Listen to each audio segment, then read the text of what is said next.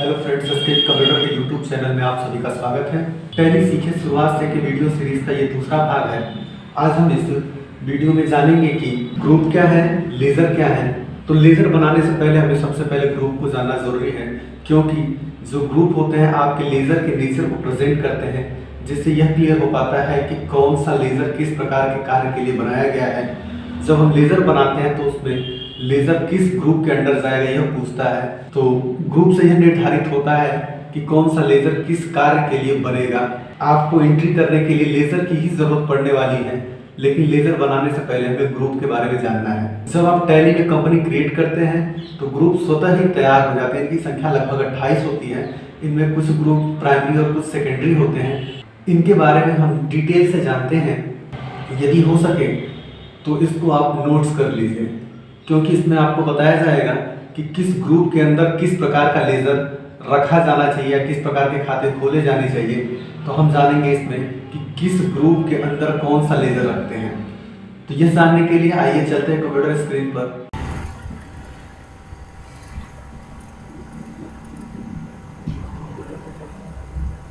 तो चलिए सबसे पहले जानते हैं कि टैली में ग्रुप कहाँ प्रेजेंट होते हैं, कहाँ शो होते हैं। इसके लिए हम टैली ओपन कर लेते हैं। टैली के आइकन पर डबल क्लिक करते हैं तो टैली ओपन हो जाता है। टैली के आइकन पर डबल क्लिक करते हैं तो टैली ओपन हो जाता है।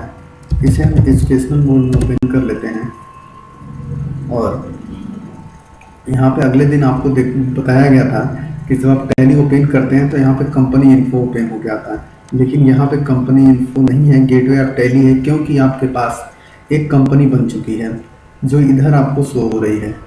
तो जैसे ही आप कंपनी बनाते हैं तो आपको ऑटोमेटिक कुछ ग्रुप्स मिल जाते हैं, जिनमें कुछ प्राइमरी ग्रुप और कुछ सेकेंडरी ग्रुप मिलते हैं। तो हम अगर आपने कंपनी नहीं बनाई होगी तो आपको यहाँ पे कंपनी इन्फो मिलने वाला है, जो कि अल्टर के साथ F3 प्रेस करने से आता है। इसमें आपका कंपनी बनने के बाद सेलेक्ट कंपनी और सर्ट कंपनी जैसे ऑप्शन शो हो जाते हैं। तो यहाँ से सेलेक्ट कंपनी से आप किसी दूसरी कंपनी को सेलेक्ट कर सकते हैं। जैसे यहाँ पे प्रिंस इंटरप्राइजेस है, राज वस्त्रालय है, इसके भी कंपनी तो ओपन है, वीके कंपनी है, तो किसी को हम ओपन कर लेते हैं। देखिए यहाँ पे अब 2 कंपनियाँ हो गई। अगर किसी एक कंपनी को बंद करना है तो हम चले जाएंगे सर्ट कंपनी में, जिसका हॉट की H है, या H बटन प्रेस करके इसको ओपन कर सकते हैं। तो जिस भी कंपनी पे हमारा सिलेक्शन होगा, इंटर करते ही वो कंपनी बंद हो जाएगी। जैसे इसके भी कंपनी को भी हमने बंद किया तो यहाँ पे देखते हैं हमारे सामने वीके कंपनी ओपन है। तो वापस चलते हैं हम फिर से गेटवे ऑफ टैली पे, जिसके लिए एससी बटन आपको प्रेस करना होगा। एससी बटन प्रेस करते ही आप गेटवे ऑफ टैली पे पहुँच जाएंगे। अब यहाँ पे आपको देखना है कि आपके पास कितने ग्रुप्स बने हैं। तो अकाउंट इन्फो में जाके हम ग्रुप पर क्लिक करते हैं और यहाँ से डिस्प्ले हम करा लेंगे। तो देख पाएंगे कि हमारे पास यही ग्रुप्स हैं। इनकी संख्या लगभग 28 होती है। इनमें कुछ ग्रुप प्राइमरी और कुछ सेकेंडरी हैं। कितने ग्रुप प्राइमरी और कितने ग्रुप सेकेंडरी हैं, कौन से ग्रुप किस ग्रुप के अंडर हैं, ये जानने के लिए एक चार्ट हमने बना रखा है। इसको दिखाते हैं और यहीं से आपको प्रत्येक ग्रुप के बारे में बताया जाएगा कि किस ग्रुप में कौन सा लेज़र रखना चाहिए और क्यों रखना चाहिए। तो यहाँ से इसको मिनिमाइज़ करते हैं और हम ओपन करते हैं। तो हमारे सामने आप देख रहे हैं कि एक्सेल शीट पे हमने कुछ ग्रुप्स बना रखे हैं। इनमें से ये ग्रुप्स का नाम, यहाँ पे ग्रुप का नाम मिलेगा आपको, यहाँ पे इसका उपनाम, ये किस ग्रुप के अंदर आते हैं। तो जितने भी ग्रुप होंगे सब प्राइमरी के ग्रुप होंगे, बट आपको सिर्फ सेकेंडरी ग्रुप को छोड़कर तो यहाँ पर उनकी प्रकृति है कि ये कैसा काम करेंगे और इन ग्रुप्स के अंदर कितने सब ग्रुप या सेकेंडरी ग्रुप आते हैं वो जानेंगे। तो चलते हैं, सबसे पहले हम जानते हैं करंट असेट्स के बारे में। करंट असेट्स होता क्या है, इससे क्या होता है, इस ग्रुप में कौन कौन से लेज़र रखने चाहिए और क्यों रखने चाहिए। तो हम सबसे पहले करंट असेट्स के बारे में जानेंगे। आप इसको नोट भी कर सकते हैं, क्योंकि आपको आगे चलकर जब लेज़र बनाना होगा तो आपको ये भली भांति पता होना चाहिए कि किस ग्रुप के अंदर कौन सा लेज़र बनाया जाए। तो सबसे पहले हम जान लेते हैं कि करंट असेट क्या है। तो करंट असेट सबसे पहले जाने आप, क्या एक प्राइमरी ग्रुप है। इसमें कंपनी के सभी चल संपत्तियों के खाते रखे जाते हैं।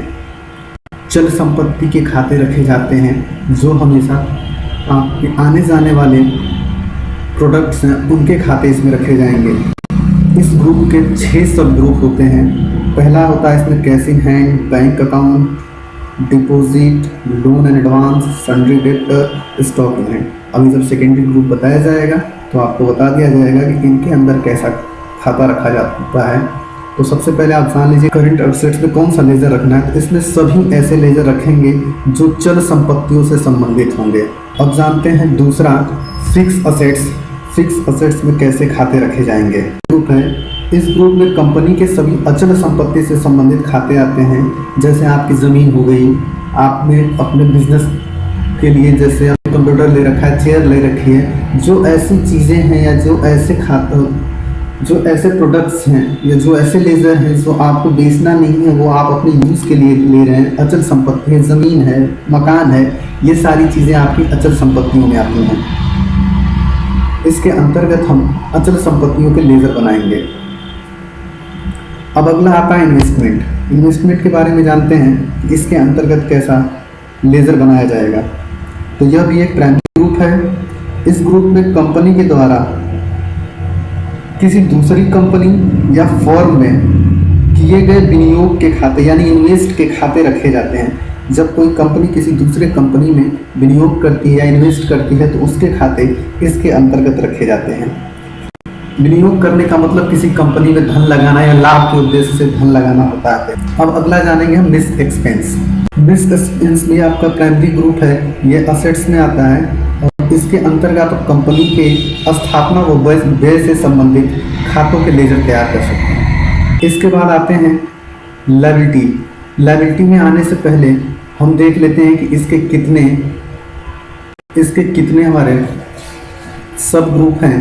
तो हम इसको ओपन करते हैं। तो यहाँ पे देखिए bank, cash in hand, deposit, assets, loan and advance, stock in hand and sundry debtor.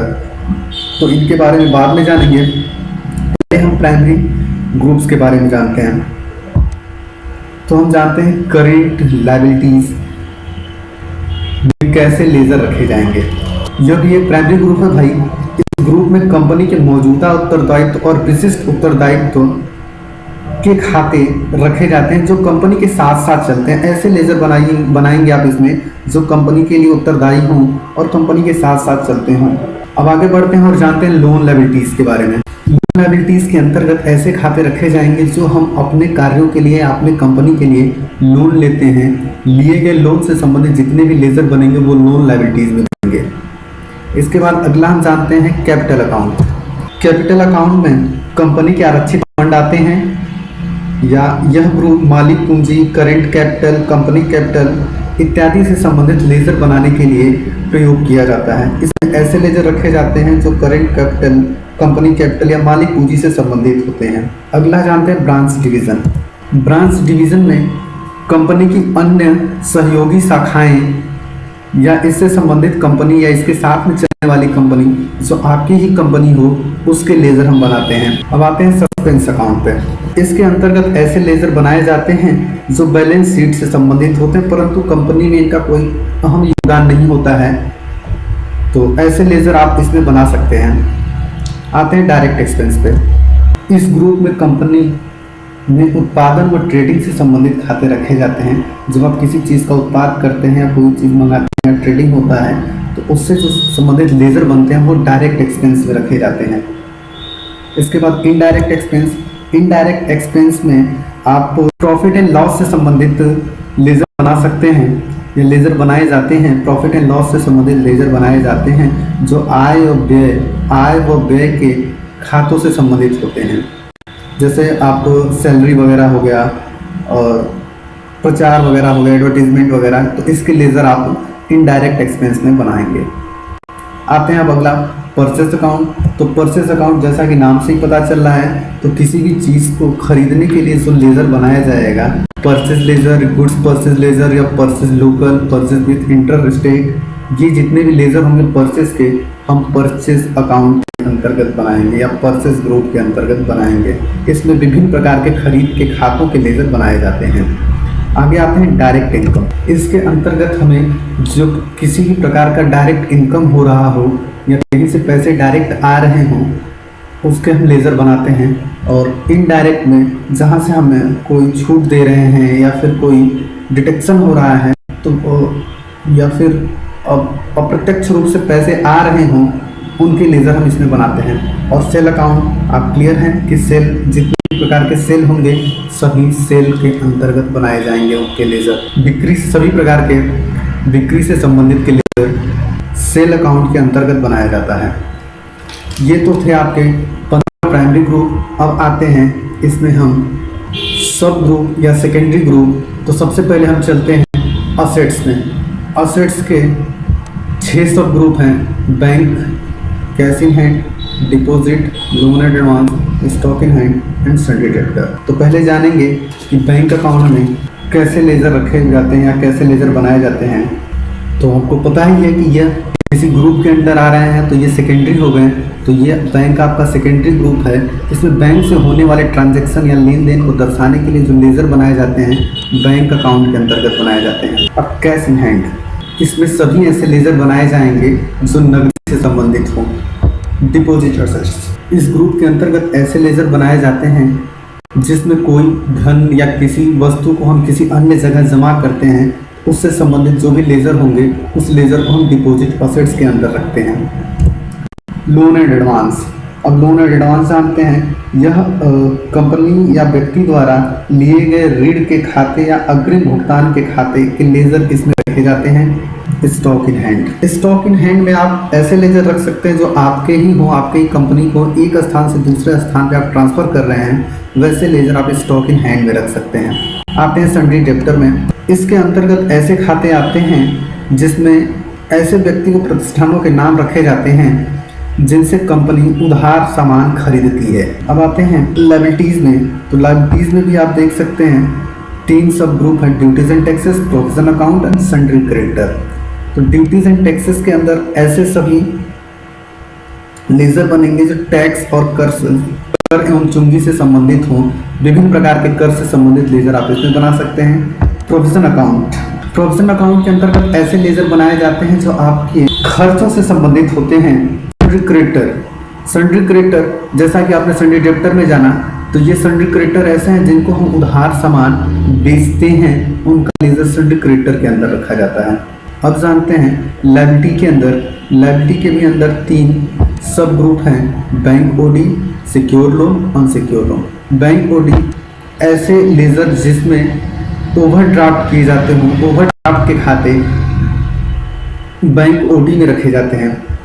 Secure loan, जब कंपनी किसी दूसरे संस्था या बैंक से लोन लेती है तो उस लोन को लेने के लिए कुछ ऐसा जमा करती है, जैसे गोल्ड हो गया, ज़मीन के पेपर हो गए, जो जमानत के तौर पे जमा होते हैं, वैसे लोन आपके सिक्योर लोन के अंतर्गत आते हैं। अनसिक्योर लोन डायरेक्टली आप एक फॉर्म फिलअप करके ले सकते हैं जिसमें कोई बिना शर्त का लोन अगर मिल गया है उसके खाते आप अनसिक्योर लोन के अंतर्गत रख सकते हैं। तो ये रिजर्व एंड सरप्लस है। रिजर्व एंड सरप्लस है, रिजर्व एंड सरप्लस ग्रुप के अंदर ऐसे लेज़र रखे जाते हैं जिसमें जो कंपनी के पास पहले से ही पड़ा हो, जब कंपनी स्टार्ट हो रही हो तो हमारे पास पड़ा हुआ सामान अगर हम कंपनी में यूज़ कर रहे हैं तो उन सामानों के लेज़र हम रिजर्व एंड सरप्लस में बना देते हैं।